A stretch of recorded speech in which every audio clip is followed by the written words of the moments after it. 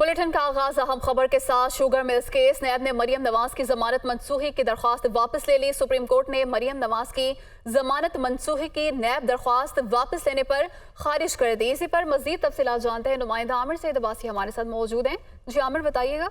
देखिए, supreme court of Pakistan में आज चीफ जस्टिस उमर अता बंदयाल की सरबराही में 3 रुकनी बेंच ने समाअत की नैब की उस दरख्वास्त पर जिसमें नैब ने इस्तदा कर रखी थी कि मरियम नवाज की शुगर मिल्स केस में ज़मानत मनसूख कर दी जाए। लेकिन आज नैब ने नई इस्तदा कर दी सुप्रीम कोर्ट ऑफ पाकिस्तान से और ये कहा कि नैब कानून में तब्दीली के बाद अब ये मुकदमा प्रोसीडेबल नहीं है, इस पर मजीद कार्रवाई नहीं हो सकती, लिहाजा मरियम नवाज की ज़मानत मनसूखी की जो नैब की दरख्वास्त है वो वापस ली जाती है। जिस पर सुप्रीम कोर्ट ऑफ पाकिस्तान ने नैब की ये दरख्वास्त वापस लेने पर खारिज कर दी। इस मौके पर नैब प्रोसिक्यूटर ने अदालत से ये इस्तदा की कि इस दरख्वास्त के ऑर्डर में दरख्वास्त मुस्तरद करने की का हुक्म ना लिखा जाए। जिस पर chief justice of Pakistan justice Umar Ata Bandial ने नैब प्रोसिक्यूटर से मुकालमा करते हुए कहा को आपको ऑर्डर पसंद आएगा। इस मौके पर सुप्रीम कोर्ट ऑफ पाकिस्तान ने मरियम नवाज की शुगर मिल्स केस में ज़मानत मनसूखी की दरख्वास्त मुस्तरद कर दी है और नैब ने खुद इस्तदा की थी कि वो ये दरख्वास्त वापस लेते हैं, जिस पर सुप्रीम कोर्ट ऑफ पाकिस्तान ने दरख्वास्त वापस लेने पर खारिज कर दी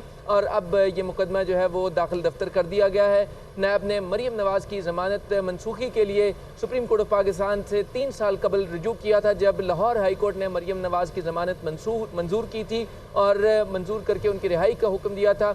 लेकिन नैब ने इस ऑर्डर को चैलेंज किया था, लेकिन आज नैब ने खुद ही ये दरख्वास्त वापस लेने की इस्तदा की, जिसे सुप्रीम कोर्ट ऑफ पाकिस्तान ने मंजूर कर लिया और ये दरख्वास्त वापस लेने पर खारिज कर दी गई है। जी आमिर सईद अब्बासी, बहुत शुक्रिया आपका। लाहौर हाई कोर्ट ने इलेक्शन कमीशन को चेयरमैन पीटीआई के खिलाफ तौहीन इलेक्शन कमीशन केस का हतमी फैसला करने से रोक दिया है। इसी फैसले के बारे में जान लेते हैं। लाहौर से हमारे नुमाइंदे मोहम्मद अशफाक हमारे साथ मौजूद हैं। अशफाक, आगे कीजिएगा। जी बिल्कुल, लाहौर हाई कोर्ट के जस्टिस वहीद खान ने चेयरमैन पीटीआई की दरख्वास्त पर समाअत की। दरख्वास्त गुजार जानिब से बैरिस्टर समीर खोसा ने दलाइल दिए कि चेयरमैन पीटीआई ने इलेक्शन कमीशन को 20 जून का हुक्मनामा चैलेंज किया है। इलेक्शन एक्ट 2017 की सिक्स 10 के तहत इलेक्शन कमीशन भी हाई कोर्ट और सुप्रीम कोर्ट की तरह तौहीन अदालत के इख्तियारात इस्तेमाल कर रहा है। दरख्वास्त के वकील ने यह भी कहा कि तौहीन अदालत की कार्रवाई का इख्तियार सिर्फ सुप्रीम कोर्ट और हाई कोर्ट के पास मौजूद है। तौहीन इलेक्शन कमीशन की कार्रवाई इलेक्शन कमीशन के दायरा इख्तियार से बाहर है, इसीलिए इलेक्शन कमीशन की कार्रवाई को कलअदम करार दिया जाए। लाहौर हाई कोर्ट के जस्टिस वहीद खान ने दायर दरख्वास्त को समाअत के लिए मंजूर करते हुए इलेक्शन कमीशन को चेयरमैन पीटीआई के खिलाफ तौहीन इलेक्शन कमीशन केस का हतमी फैसला करने से रोकते हुए मामला फुल बेंच के रूबरू मजीद समाअत के लिए भिजवा दिया है और साथ ही साथ ये भी अहकाम जारी किए हैं कि आइंदा समाअत पर इलेक्शन कमीशन इस हवाले से तहरीरी जवाब जमा करवाए। शुक्रिया आपका अशफाक। साबिक वफाकी वजीर असद उमर की साइफर केस में गिरफ्तारी की खबरों की तरदीद। मुझे एफआईए ने गिरफ्तार नहीं किया था, ऐसा कहा गया है साबिक वफाकी वजीर असद उमर की जानिब से। वो कहते हैं कि दोबारा साइफर मामले पर शामिल तफ्तीश हो चुका हूँ। असद उमर ने कहा कि अदालत में साइफर के मामले में जमानत कबल अज़ गिरफ्तारी दायर की है।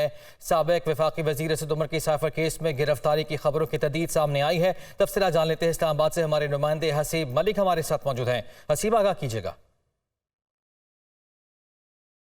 देखिए, ये पीटीआई रहनुमा है असद उमर। आज इस्लामाबाद की ऑफिशियल सीक्रेट एक्ट के तहत जो कायम अदालत है उसके अंदर वो अदालत में पेश हुए थे और मंजर आम पर भी आए और उनसे गुफ्तगू हुई तो उन्होंने ये कहा कि जो है ना, मुझे एफआईए की जानिब से गिरफ़्तार नहीं किया गया था। जो खबरें चली थी उनकी भी तरदीद उनकी जानिब से की है और उनकी जानिब से बताया गया था कि ज़मानत कबल अज़ गिरफ़्तारी की दरख्वास्त साइफर के केस के अंदर जो है वो दरख्वास्त दायर की है, जिसके ऊपर अब से कुछ देर बाद जो है वो समाअत भी होगी, जो कि ऑफिशियल सीक्रेट एक्ट की अदालत के जो जज हैं अब्दुल हसन जो असद उमर थे उनकी जानिब से कहा गया कि इससे पहले साइफर केस के अंदर 2 मरतबा शामिल तफ्तीश भी हो चुका हूं, जबकि जज साहब ने अटक जेल का भी दौरा किया है और उसके ऊपर भी एक तफसीली रिपोर्ट है जो कि वो भी सामने लाई जाएगी।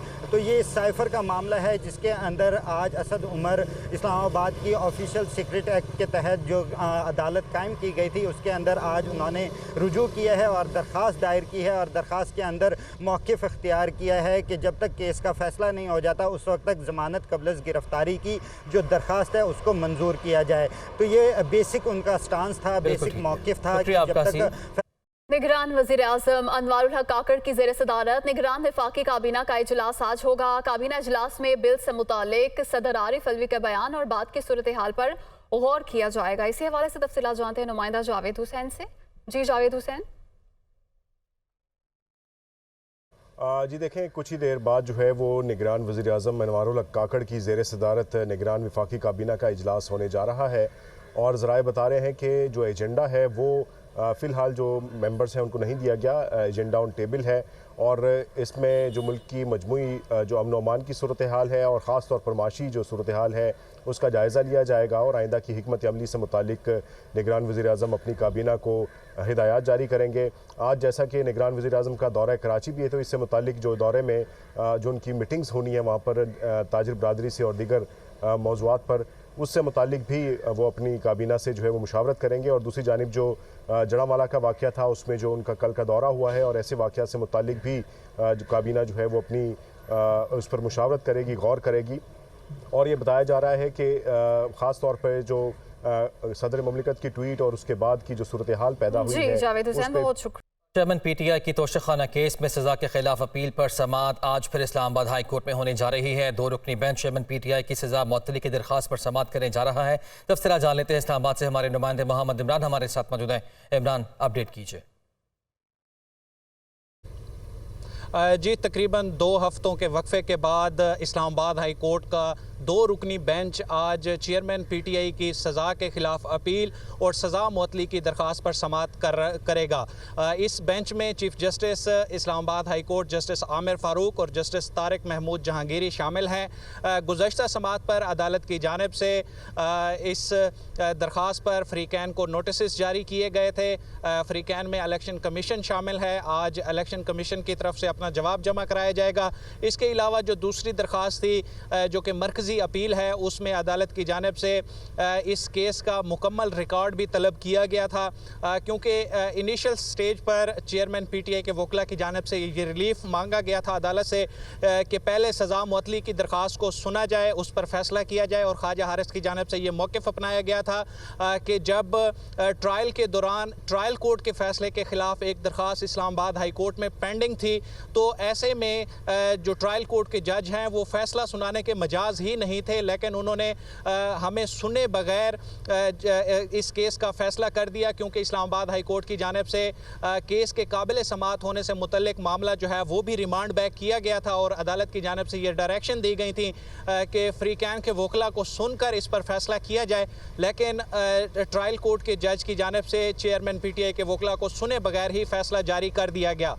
ये मौक़िफ़ अपनाया गया था ख्वाजा हारिस की जानिब से। इसके अलावा चेयरमैन पीटीआई की जानिब से सरदार लतीफ़ खोसा की जानिब से भी दलाइल दिए गए थे और उस वक्त चीफ जस्टिस आमिर फ़ारूक की जानिब से ये रिमार्क्स आए थे कि आज हम इस दरख्वास्त पर सिर्फ नोटिस कर देते हैं और इस दरख्वास्त को अर्ली डेट में फिक्स कर देंगे। समाअत करने जा रहा है। शुक्रिया आपका इमरान।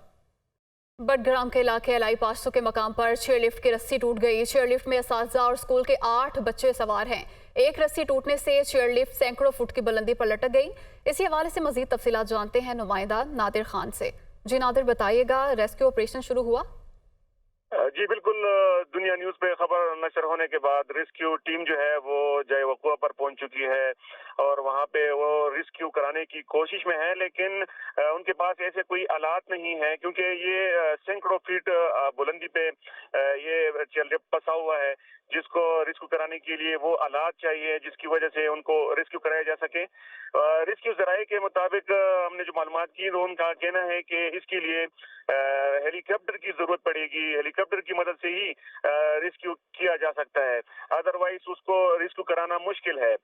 तो रेस्क्यू वाले वहाँ पे अपने कोशिश में लगे हैं कि किसी तरह इनको रेस्क्यू कराया जा सके, लेकिन जिस तरह मैंने कहा कि वो हेलीकॉप्टर की मदद से ही रेस्क्यू किया जा सकता है। नादिर खान, बहुत शुक्रिया। खबरों का सिलसिला आगे बढ़ाते हैं। सदर ममलिकत आरिफ अलवी का बिलों के तनाज़े पर पहला एक्शन सामने आया है। सदर ने अपने सेक्रेटरी वकार अहमद को ओहदे से हटाने की सिफारिश कर दी है, जबकि दूसरी जानिब सदर ममलिकत के सेक्रेटरी वकार अहमद ने हकायक मंजर-ए-आम पर लाने के लिए सदर पाकिस्तान को खत लिख दिया। उन्होंने खत में ये इंकशाफ भी किया कि दोनों बिल्स आज तक सेक्रेटरी ऑफिस को मौसूल ही नहीं हुए। तफसील के लिए रिपोर्ट देखिए। सदर ममलिकत आरिफ अलवी का बिलों के तनाज़ा पर पहला एक्शन। ऐवान सदर की जानिब से वज़ीर आज़म के प्रिंसिपल सेक्रेटरी को खत इरसाल। सदर ने अपने सेक्रेटरी वक़ार अहमद को ओहदे से हटाने की सिफारिश कर दी। ऐवान सदर की जानिब से खत में कहा गया है कि कल के वाज़ेह बयान के पेश नज़र सदर को सेक्रेटरी वक़ार अहमद की मजीद खिदमात दरकार नहीं, इनकी खिदमात फौरी तौर पर एस्टेब्लिशमेंट डिवीजन को वापस की जाती। खत में पाकिस्तान एडमिनिस्ट्रेटिव सर्विसेज की ग्रेड 22 की अफसर हुमैरा अहमद को सदर ममलिकत की सेक्रेटरी तैनात किए जाने की ख्वाहिश जाहिर की गई है। दूसरी तरफ सदर ममलिकत के सेक्रेटरी वक़ार अहमद ने हक़ाइक़ मंजर आम पर लाने के लिए सदर पाकिस्तान को खत लिख दिया। उन्होंने खत में ये इंकशाफ भी किया है कि दोनों बिल आज तक सेक्रेटरी ऑफिस को मौसूल ही नहीं हुए। वक़ार अहमद का कहना है कि सदर ने आर्मी एक्ट और ऑफिशियल सीक्रेट एक्ट पर कोई तहरीरी फैसला जारी नहीं किया। सदर ने दोनों बिलों की ना तो तौसीक की, ना ही उन्हें वापस भिजवाने का तहरीरी हुक्म दिया। सदर ममलिकत FIA या किसी भी तहकीकाती एजेंसी से मामले की तहकीकात कराकर जिम्मेदारों का तयन करें। वो सुप्रीम कोर्ट समेत किसी भी अदालत में रिकॉर्ड समेत पेश होकर अपनी मासूमियत साबित करने को तैयार हैं। मेरी खिदमात को एस्टेब्लिशमेंट डिवीजन के सुपुर्द करना इंसाफ पर मबनी फैसला नहीं। Welcome back. अंधेर नगरी चौपट राज, महंगाई माफिया का पुराना ही मजाज। एक तरफ मुज़ाकरात में डेडलॉक, बिजानिब नान भाइयों की मनमानी जारी।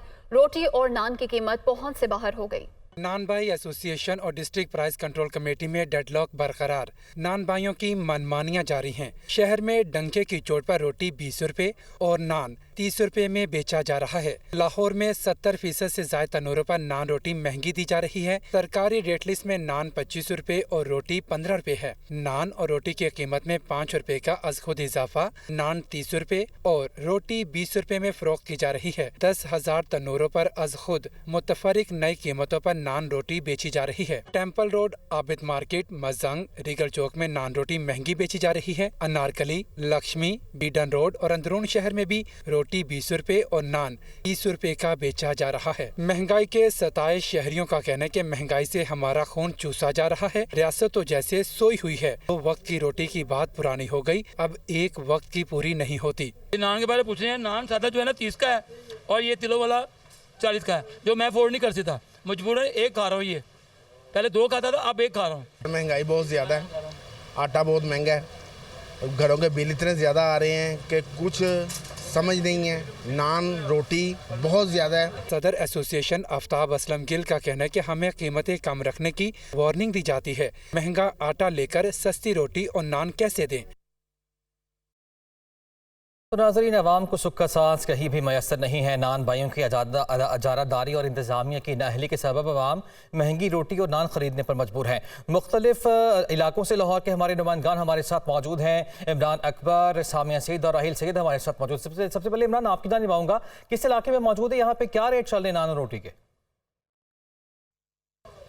हाँ जी बिल्कुल, इस वक्त मैं अनारकली धोबी मंडी के इलाके में मौजूद हूँ और यहाँ पे एक तंदूर है जहाँ पर आज जो नान और रोटी की कीमत है वो अजूद इजाफे के साथ ज़्यादा फ़रोख्त की जा रही है, जिसमें रोटी 15 रुपये की सरकारी रेट है और रोटी जो है वो 20 रुपये की फ़रोख्त की जा रही है। इसी तरह नान 25 रुपये का है, जबकि 30 रुपये का नान फ़रोख्त किया जा रहा है। और इस वाले से अगर देखा जाए तो सरकारी रेट लिस्ट में सिर्फ ये कीमतें दिखाई देती हैं, मगर दुकानों पर जो है ये कीमतें मिलती नहीं है। शहरियों को काफ़ी ज़्यादा परेशानी का सामना करना पड़ता है और इसी सूरत हाल को देखते हुए शहर के मुतअद्दिद तंदूर हैं जहाँ पर नान की कीमत 35 रुपये तक जो है वो नज़र आई है और इसी तरह रोटी जो है वो 20 की बजाय 22 और 25 रुपये तक फ़रोख्त होती हुई नज़र आ रही है। इसी तरह शहरियों का ये कहना है कि रियासत होश के नाहुन ले और फौरी तौर पर इन कीमतों को का तवाज़न लेकर आए ताकि हमें जो रोटी है वो ख़रीदने में मदद मिल सके और नान भी जो है उसकी कीमतों को भी जो है इंतज़ामिया इसके ऊपर कंट्रोल करे ताकि शहरियों को बिल्कुल ठीक है। इंतजामिया कहीं पे दिखाई नहीं दे रही। इमरान हमारे साथ ही मौजूद रहेगा। राहिल, आपकी जानिब आऊँगा, आप बताएगा किस इलाके के अंदर मौजूद है, यहाँ पे सूरत हाल क्या है? एसोसिएशन और प्राइस कंट्रोल कमेटी के दरमियान मामला तय न होने की वजह से शहर लाहौर में इस वक्त जो रोटी है और नान है उसकी कोई सरकारी कीमत जो है वो मुकर्रर नहीं हो सकी।